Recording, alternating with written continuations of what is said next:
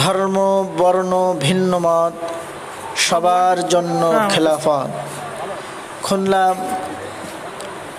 ডুমুরিয়া ফুলতলা খুলনা 5 আসনে বাংলাদেশ খেলাফত মজলিসের মনোনীত পদপ্রার্থী হযরত মাওলানা মুফতি আব্দুল কাইয়ুম জমাদ্দার, তিনি সকলের কাছে দোয়া চাচ্ছেন। তিনি অনেক মাদ্রাসার সভাপতি এবং অনেক মাদ্রাসার আজীবন সদস্য। তিনি ইসলামের জন্য, দ্বীনের জন্য অনেক মেহনত করেন, কষ্ট করেন। অনেক বড় দানবীর, ইসলামিক চিন্তাবিদ।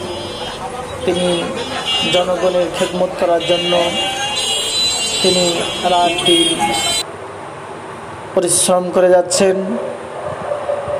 সকলের দোয়া চেয়েছেন, আল্লাহ যেন তাকে জনগণের আরও বেশি বেশি খেদমত করার তৌফিক দান করেন।